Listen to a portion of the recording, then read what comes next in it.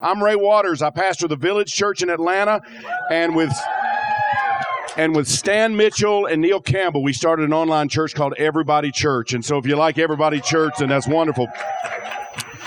It's my honor to get to interview this lady today. Let me begin. Sara Cunningham is not only the proud, loving mom of a gay son, but she has become a leading voice for parents of LGBTQ children. Sara's the founder and executive director of Free Mom Hugs. Free Mom Hugs is a group of affirming parents who love their LGBTQ plus kids.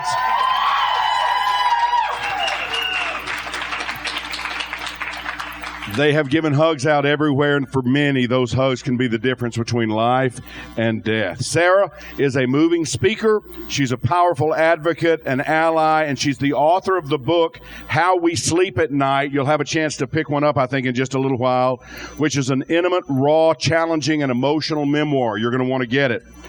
As dynamic as Sara's story is, she didn't start doing it right day one. She had to kind of learn some things along the way. She's going to talk about that.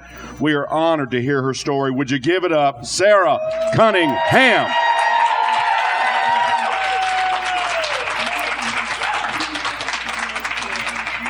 Now, some people don't know your story. We'll keep our mics up really close. Some people don't know your story, but I want to start kind of the beginning. You growing up and how you met Rex and all of that kind of stuff. So just take it away. Well, first of all, I want to thank everyone for taking the time out of your day. I know there's so much going on, and I just consider it such an honor and a privilege to be here. It sounds corny, but I do not feel worthy at all. If you would have told me that I was going to be here last year, I would have taken you down to the beer tent and bought you a beer. But anyway, thank you for the time and the platform, and Ray for the work that you're doing. And, well, you're welcome. I do have nervous energy. I tend to talk a little fast, and I feel like if this is the only time that I get to talk with you, I want to tell you everything. I see some familiar faces here and some newbies, and I'm trying to figure out, as I'm talking, how to sit in this seat gracefully. And I don't know what to do with my hands. So the question is, and you also need to know that my mother called me Goose. It was a childhood nickname. I thought that it's because I had a long and elegant neck. But really, it was because that I always stuck my nose in everyone else's business. I wanted to know where my friends were, when I was going to get to see them again, and how everybody was okay. And so, yeah, my nickname is Goose. So I think it's really a beautiful illustration of that we're here together. Yes, it is serendipitous. So I grew up in my father died. My mother raised 5 children as a single mother. My father died when I was 7. We grew up in Oklahoma City. We moved around a lot. We weren't really plugged into church. I had a neighborhood friend. I just got really nervous. I met my husband when we were young. I was best friends with his sister. And I liked him first, but he didn't even notice me until we were at the pool and I was in a 2-piece bathing suit. When he got his own place, we dated. I got pregnant. 9 months later, we got married. We honored the commitment that we made to each other, and we were in survival mode for several years. But we honored the commitment that we made to each other, and now he's a wonderful man, a wonderful father, and just a beautiful man that I just love so much. I wish he was here so you could meet him. What was the question? No, that's good. That's very good. You're perfect. You're perfect. Got a bug. So I met Sara last year at Wild Goose, and I can't believe how our paths have intersected over the last 12 months. So you're married, you have 2 children, and then you guys kind of get into evangelical America. Y'all get into it. Yes. We bought a home, and our oldest son was invited to a neighborhood church. You could walk there from our house, and we were there every time the church doors were open, Sunday, Wednesday. It was a beautiful experience for our family. We served in the church for the better part of 20 years. We did a lot of really good things inside and outside of the church. I'm a strong woman of faith. We raised our children in the church. It was a hub of activity. You could vote there. The basement served as a tornado shelter in severe weather. We had a wonderful experience there. And so the story that we talk about today and what you might have seen or heard on other platforms like this, I don't want to take away from that experience, because I love learning about spiritual things, the gospel of Jesus Christ, learning about spiritual illustrations, and participating in the faith with the fellowship of believers. And it's something that I take very seriously, and I still do. And so I don't want to take away from that. I just feel like they didn't know how to minister. We didn't know how to minister to each other. So you have two sons, Travis and Parker, and in your book, you talk about telling pretty early that Parker was a little different than Travis. Yes, the boys had a bowl cut. I don't know how many of you remember those. Parker has blue eyes. Travis has brown, and they're wonderful men now. But they were just like night and day. I didn't pay much attention to the difference because I thought it was just their personalities. For example, Travis, he worked with his hands, and he was a social person. He taught himself how to ride what's the one two-wheeled unicycle, and he made a didgeridoo. Don't ask me to spell that. And Parker was very isolated. He wasn't very confident as a young boy. He spent a lot of time alone. The only friends he had were female.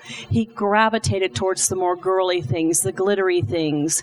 But I didn't pay much attention to it because it was just how Parker was until when he was 5 years old. We had company over at the house, and he was upstairs playing, and he came down the stairs in one of my dresses and a pair of my heels.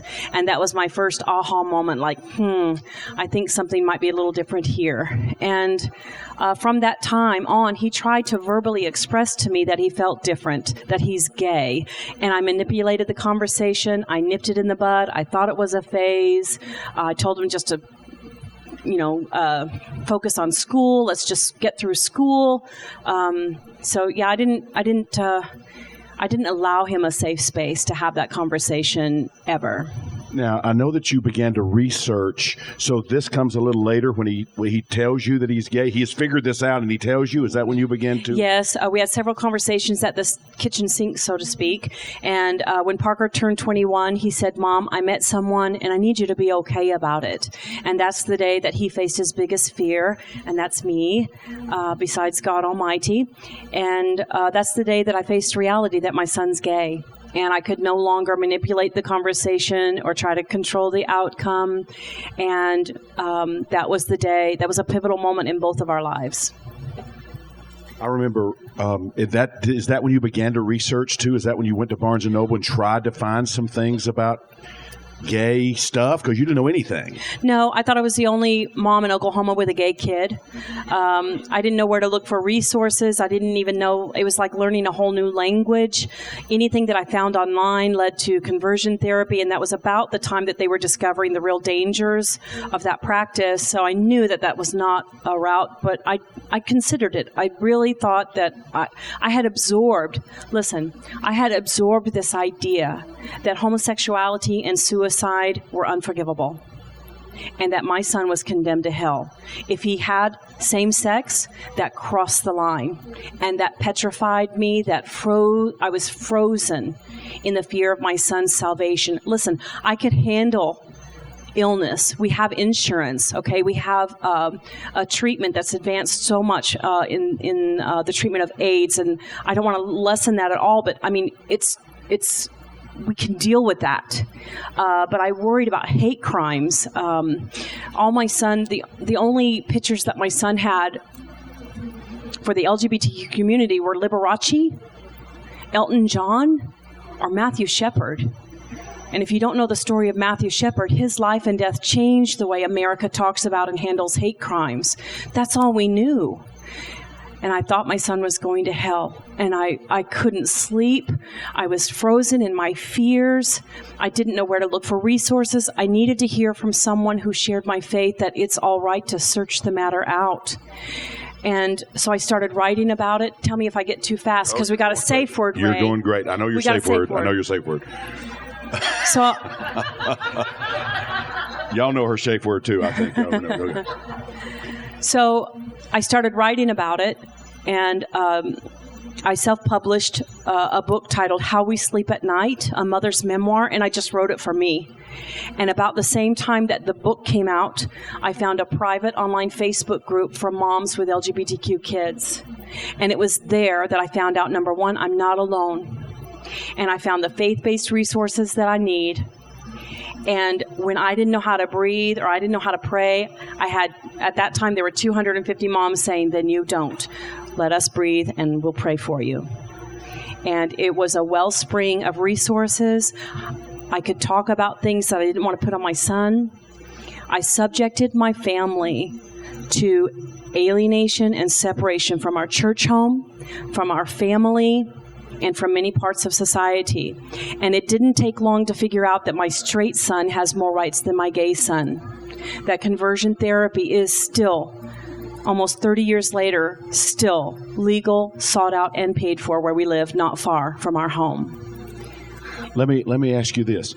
First, I want to see how many here grew up in a church situation or familiar with a church situation like she describes, where your gay child is just banished to hell. Is many experience that? We admire so much our Episcopalian friends here and people who grew up and that wasn't on you. Y'all are so far ahead, and we appreciate that so much. You had an interesting quote. You said you were clinging to your faith and your faith was killing you. That's amazing. Yes. Now, when you reach out, you finally know you've got to do something. Oh, tell us about Parker saying, Mom, you got to get with the program. Tell us about that. He did. After Parker came out to us, to me, I fell into a depression. I was laid up in my bed, and it was a Saturday afternoon. And I remember very vividly, Parker came into our room and he said, Mama, are you going to be okay? I said, yeah, I just got to figure this out because I'm a Virgo. I got to figure it out. And he said, I understand that, Mom, but you need to understand, I've sucked it up for 21 years being your son. I need you to suck it up now and be my mom. And that got me out of bed. Is that awesome? Yay, Parker. That's awesome. That's awesome. So when you get into this resource of these 200 moms, is that when you meet Liz Dyer? Is that when you find out about Liz Dyer? Yes. Do y'all know Liz, would you stand up for a minute? Liz Dyer, stand up, please. Can I say just a word? She is the mama of mama bears. She is bigger than big in what she has done in her life in starting this movement, and I just am so proud to know her and you. But you talk about Liz. She Liz. really needs to be up here. But Liz formed this private online Facebook group for moms like us, and it was there that I really grew and searched the matter out. And I learned about things like the history of human sexuality. I learned about things like evidence and science that convinced me that I had been duped as an evangelical mainstream Christian to believe a lie. That's right. And that the harm and the damage that it's done. And it's been a profound, pivotal moment in our lives. And I'm accountable to what I know now. I'm accountable to what I know. So you and your husband decide at some point you're going to go to a pride celebration in Oklahoma City with Parker. So tell us a little bit about what happened. In 2014, Parker was going to the Pride Parade with his friends, and he invited his father and me. And it's something that I had to search out. I thought I didn't understand. To me, pride meant to have a prideful or haughty spirit, and nobody wanted those things. But I had to really search the matter out.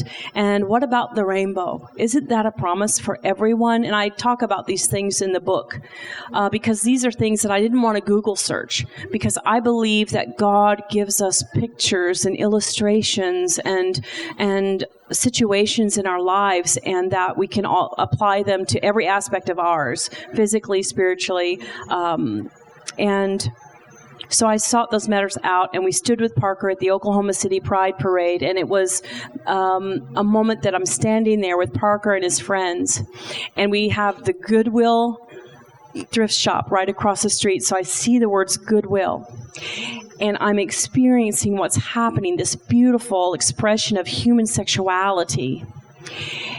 And I'm getting, I'm having interactions with the beautiful spirit-filled community. And I look to the heavens and I think, God, to think that I could have a prayer circle or come into this group and try to change them.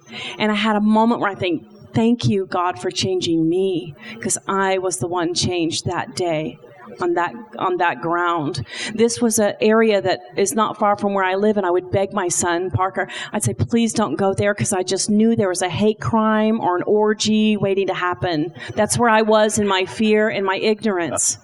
But now it's true. But I know that there's a mom out there like me then who needs a mom like me now. And thank you. So, is this when you went to the Pride? Is this the first Pride you went to? This was in 2014 was the first Pride Parade that I went to, and my husband and I stood with Parker at the Pride Parade. That was a pivotal moment. In 2015, I made a homemade button, and I pinned it to my sundress. I got a sticker there. Hold up. And I went to the Oklahoma City Pride Parade, and with anyone who made eye contact with me, I would say, could I offer you a free mom hug or a high five? Which one, honey? Stand up here. And I would hug them, and I wouldn't let go until they did. And I would tell them that I love you, I'm so proud of you, and I'm glad that we're here together. Yeah. I'm not letting go until you do. And that day I went home covered from head to toe with glitter. I still have glitter in that Jeep. But I also went home with real horror stories. The first woman that I hugged said it had been 4 years since she had a hug from her mother because she's gay.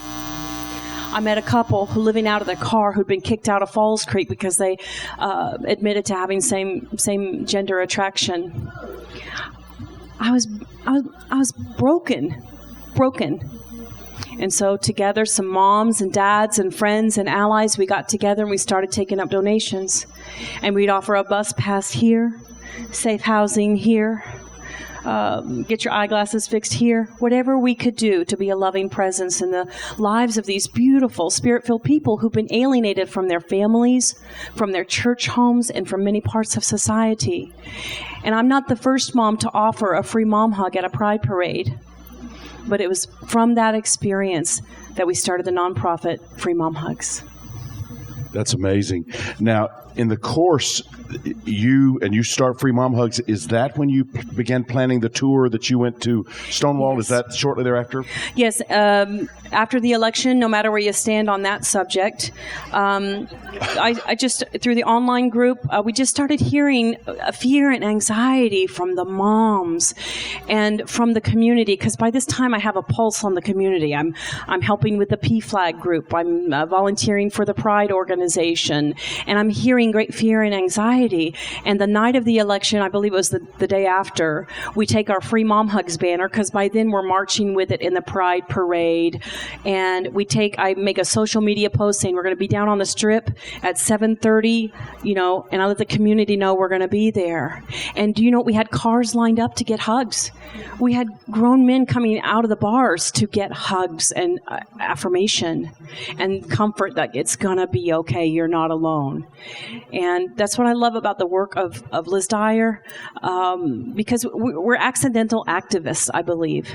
And we started advocating. We started getting educated on what laws affect our children and our families. And listen, I'm the least politically minded person you will ever meet. But I have to know what's affecting my children. So it is.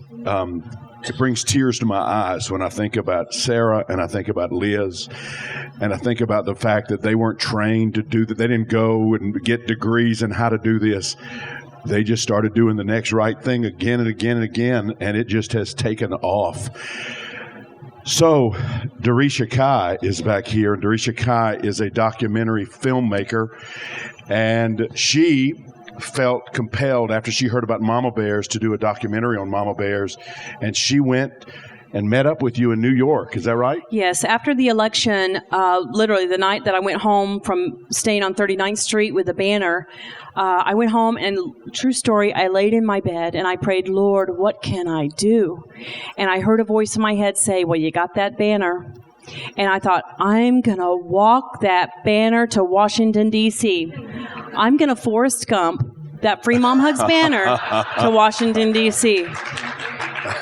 And, I actually, don't tell Rex this, but I told the private group first, I said, guys, I have an idea.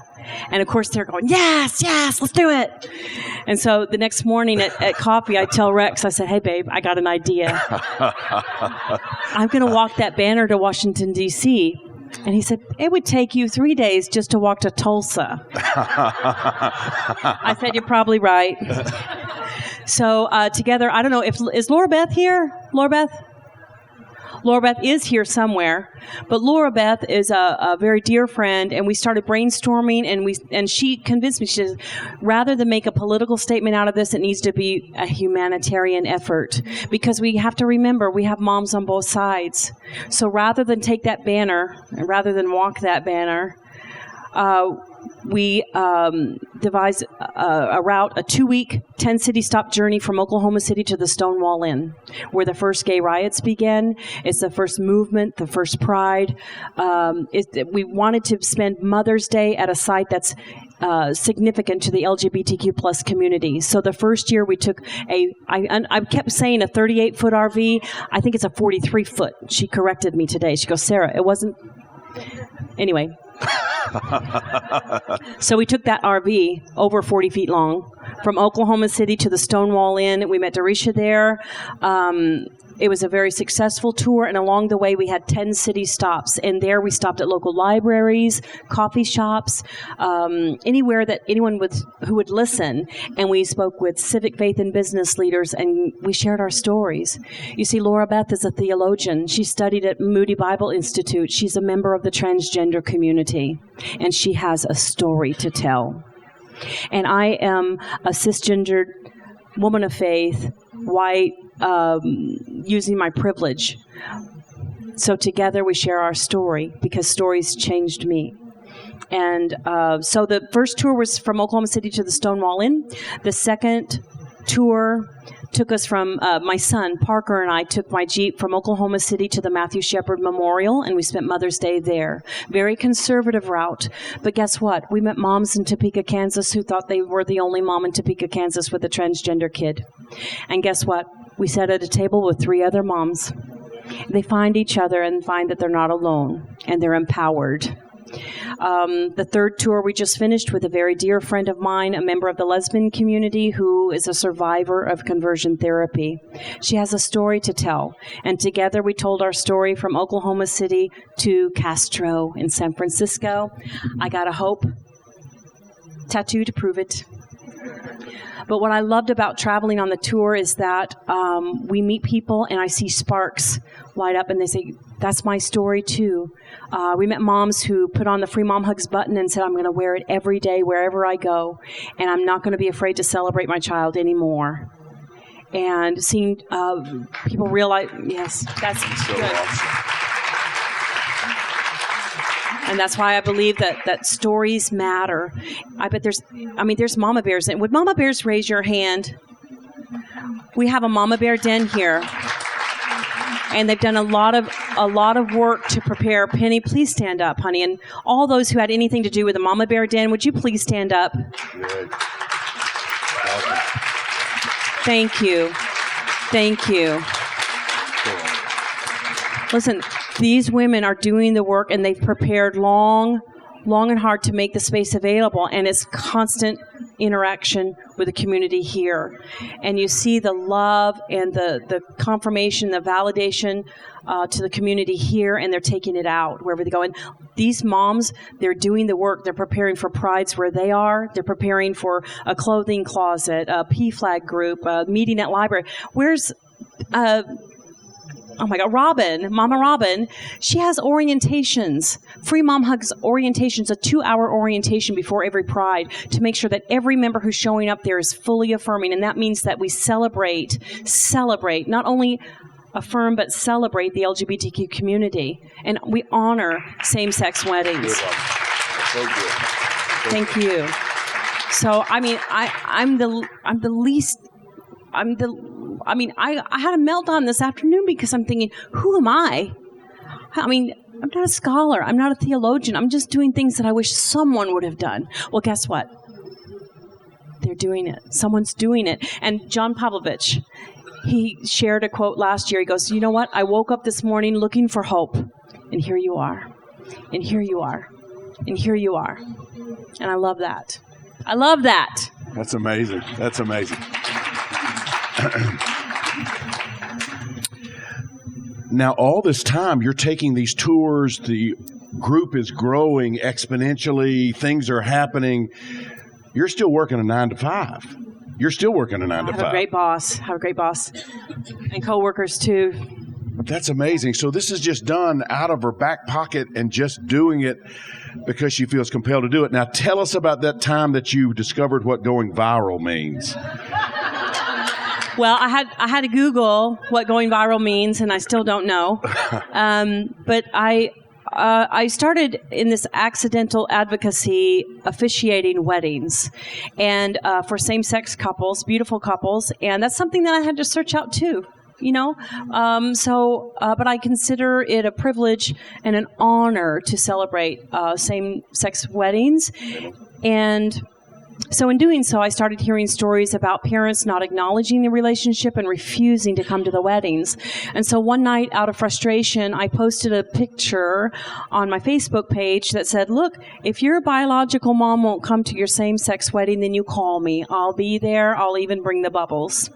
And that post went viral. But what made it go viral is that you had people from all over the world saying, I'll stand in too. Call me. I'll be there. And it's been remarkable. And do you know how far that's gone? How many people have tweeted that? No, I lost count. It's millions, I would think. Millions. Yeah. Now, in the midst, somebody reaches out to you that you can't believe is reaching out to you. No, I got a private message from Jamie Lee Curtis, and she said, hi, this is, she's private messaging this. She goes, hi, Jamie Lee Curtis here. I saw your post about a stand-in mom. I want to know more about that story. Would you call me? And she gave me her phone number, and I said, yeah, I'll call you right after I pray that I'm not getting catfished. Yeah. Do you know what catfish means? Good. So I called her, and we had conversations and had a wonderful visit. And she found out about the book, and then she bought the book, she read it, and she loved it, and she acquired the rights, and now they're making a made-for-television movie out of the book. I'm very happy. She's a wonderful woman. She's been to our home. We took her down 39th Street. We drove her by the church, and she loves the story, and I believe that she's going to tell it very well. Of course, made for television, someone's got to be like dead under a bridge, but we're going to survive it. We're going to come out. We're going to come out the other end of it. Now, I have noticed. Well, Thank you very much. She's a beautiful woman. I thank you for that. Y'all do look very similar. So, I've been seeing you didn't you do a Good Morning, one of the morning national show? You did the Today Show, and I saw you on the RuPaul show. Any other things like that in the works? Ellen still hasn't called. Yeah. If anybody's connected with Ellen, y'all need to tie this in. No, it's okay, really. You know what? We tease about that, but really, if this was the last interview that we ever did, and thank you, I would just die a happy woman. I mean, it's far exceeded everything that I ever thought Someone's over-talking me over there. No, but I'm excited about it too, because I'm going to talk louder.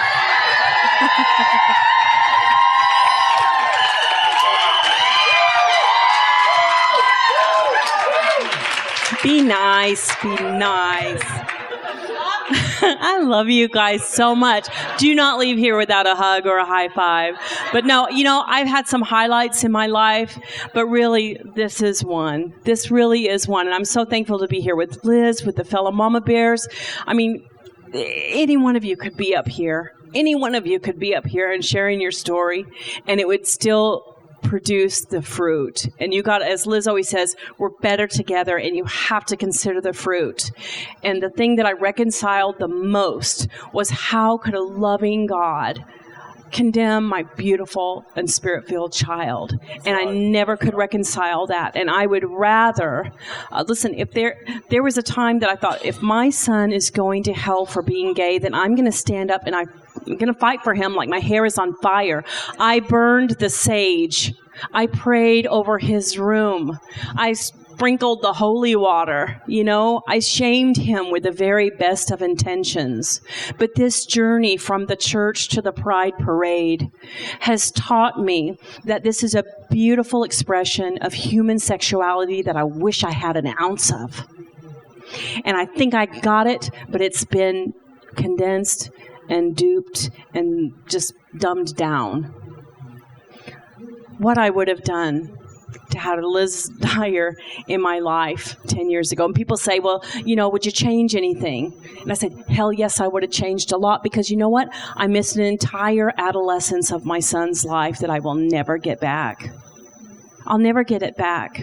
And thank God I still have them, because guess what? There's some moms in that group who don't have their children because they've lost them to suicide, hate crimes, alienation. But I still have my son, thank God. Anyway.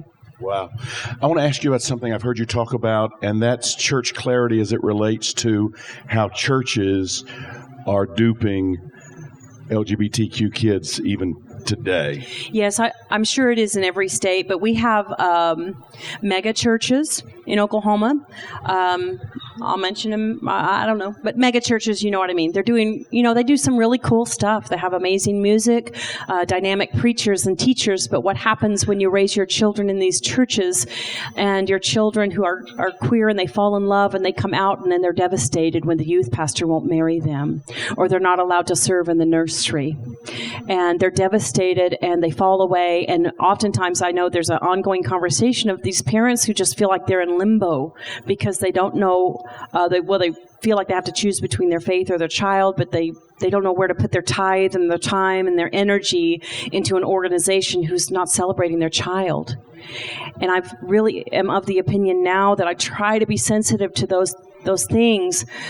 But there comes a time, precious people, where we have to say enough is enough.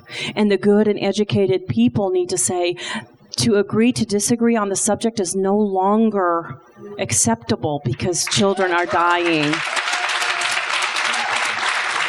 To see grown men, to hear stories from grown men who spent 3 days in a basement trying to expel themselves of the spirit of homosexuality and not allowed to leave until they can bark like a dog or throw up in a bucket, only to throw up in a bucket and bark like a dog so they can get out of the basement of this church, to sit in their car and touch their hearts and say, my God, I'm still gay. Those are the stories that are at the forefront of my mind. And this is all well and good. But there's some nasty stuff too. And there's some repairing. And listen, I believe that the problems that we have today started in the church. But I believe the problems that we have can be resolved in the church as well, like Everybody Church. And the power of social media is profound. I love it. I went viral. She mentioned Everybody Church. If you're not familiar with it, Stan Mitchell is here, and he is one of the great communicators. Everybody knows Stan Mitchell. You need to just find Everybody Church on Facebook and watch some of his talks, and it will be so helpful to you. It'll be a huge blessing to you. Yeah, if we give a shout out to Stan, we need to Liz, Serendipity Doodah. Do we have resources at the table or at the Mama Bear Den? If you're here, if you're a parent and you're searching this matter out, please go to the Mama Bear Den. We have resources there. If you are a member of the community and you're not out or you're trying to figure this out, the best thing you can do is get educated on your history of human sexuality, and that will prepare you with peace, and it will prepare you with an answer, even if it's to yourself. And I would like to say to those parents here to make your home a safe space. Your children should not have to check themselves at the door. And if you're a grown person who have come out of living not your true self, but I'm hearing from people my age who married young, they had children and trying to do the right thing, but they're coming out late in life, please celebrate yourselves. Amen. Celebrate yourselves, and you surround yourself with people who will celebrate you and honor you, because unfortunately, that's gone now. Do you understand what I'm saying? Yeah, I'm trying to speak to you to celebrate and enjoy your life. Now I'm going to ask you something that I don't know if I ever heard you talk about it, but what's your greatest challenge for Free Mom Hugs as the director, what you're trying to do? Can you talk just a minute about some of the challenges you guys face? Well, the beautiful thing about Free Mom Hugs is that, number one, it's free. Number two, it offers a platform because people want to do something. But the challenge is going beyond the hug, is that we're a nonprofit organization. We don't have grants. We don't get regular donations. So if you want to donate, go to our website. But it takes money, not very much, but it takes money to offer the bus pass, to provide safe housing, to help people pay their rent or get their prescriptions filled, or a name change for our transgender friends. It takes money. We have chapters. We just acquired our 50th state chapter. And let me tell you something. It's not public knowledge, so if you say something, I'll know where it came from. But on the same day that we acquired our 50th state chapter, we met with our nonprofit lawyers about going international. You see, the outcry from the UK, from Canada, has been so great, and we want to respond. We've been blown out of the water. I'm thankful for the chapter leaders who have just taken that torch and they're going forward, because nobody knows what this looks like, and that's the beautiful thing. But it's good and it's fruitful. And so I'm thrilled about that. The biggest challenge is just figuring out how to be consistent within the state chapters, and we're figuring that out. And I'm so thankful to be surrounded with a board who believes in the vision of Free Mom Hugs, and to see it. I hope we don't need Free Mom Hugs someday. But the truth of the matter is, I don't know if that'll be in my lifetime. So it's a legacy that we need to do well. We need to build a good foundation. And I believe that we're doing that. Wow. Can I say just a word? If you resonate with this story like I resonate with this story, go to her website, and if you can become a monthly supporter, that is, recurring giving is so helpful as they try to budget and figure out where they're going. She'll never ask. She'll never mention it. But I'm telling you, it's worthy. And if you feel compelled, go and check it out and become a part of supporting what they're doing. It'd be a wonderful thing. And not only the tour, we do things locally, like we have a transgender Valentine's banquet. It's free to the community, but we honor the transgender community and those that love and support them. And we just want to make a beautiful moment in the lives of these beautiful people. And we have empowering empowerment fairs where we offer clothing closets. We really try to minister physically, mentally, and spiritually to the community for healing. And we go on tour. We offer resources to hospitals. We speak at schools. We have, not just me. I might be the face of it, but we have the muscle and brawn and bones here who are going to their schools and their churches and their PFLAGs. And so it really is a ripple effect. And it's a wonderful, beautiful thing, but it takes money. So if you want to give to something, this is a beautiful thing to be involved in. Well, you are a wonderful person. I want one more question, and then I want to give you time to meet with Sara, get some of the materials, if you need to get some of the materials. But any last words you'd say to this group, just from your heart, and then that'll wrap this segment up. Thank you